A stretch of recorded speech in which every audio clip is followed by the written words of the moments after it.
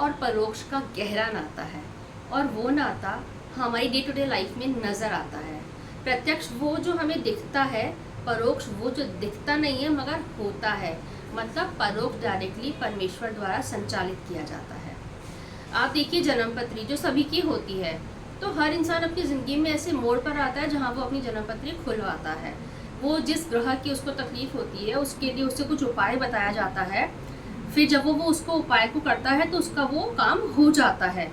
और वो उपाय उसके आसपास की चीज़ों में होता है, जैसे गाय को रोटी खिलाना, घास खिलाना, चिड़ियों को दाना देना, पौधों को जल देना, सूरज जी को जल देना, शिव जी को जल चढ़ाना, गरीबों को खाना खिलाना। कुछ इस तरीके से सब उपाय होते हैं और वो करने से उसका काम होता है और वो अपने आगे बढ़ जाता है। मतलब वो जो नाराज ग्रह था उसका वो खुश हो जाता है। तो ऐसा कौन सा तार है जो यहाँ करने से वहाँ जुड़ जाता है? दिखता तो नहीं है मगर होता है, मतलब परोक्ष में हो जाता है।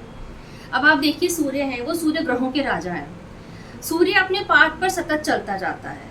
उसके चलने से हमारा टाइमलाइन होता है। सूरज आता है, सनलाइट आती है और वो हमें दिखती है तो हमारा दिन हो जाता है। जब वो जाती है रात हो जाती है। अब आप देखिए, क्योंकि वो होता है, वो राजा है, तो वो सबके ऊपर समान रूप से अपनी रोशनी फैलाता है, हर जड़ चेतन से। और हो सकता है बाकी ग्रहों पर भी रोशनी वही फैलाता है। तो उसका रोशनी का पृथ्वी पर जीवन से सीधा नाता और वो नज़र आता है। लेकिन बाकी के ग्रह भी तो होते हैं ना, उनका भी असर होता है और हमारे वो एक्शन करने से वो सुधरते भी हैं। मतलब वहाँ भी कुछ नाता है, मतलब नाता तो है।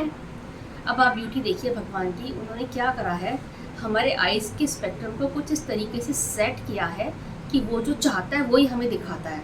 मतलब जो सनलाइट के थ्रू जो हो रहा है वो तो दिख रहा है, बाकी की लाइट्स का जो इफेक्ट है या उसी की लाइट के थ्रू जो इफेक्ट है वो नज़र नहीं आता है, तो वो परोक्ष हो जाता है। और इस तरीके से भगवान बड़ा कॉन्फिडेंशियली अपना काम किए जाता है और आगे बढ़े जाता है।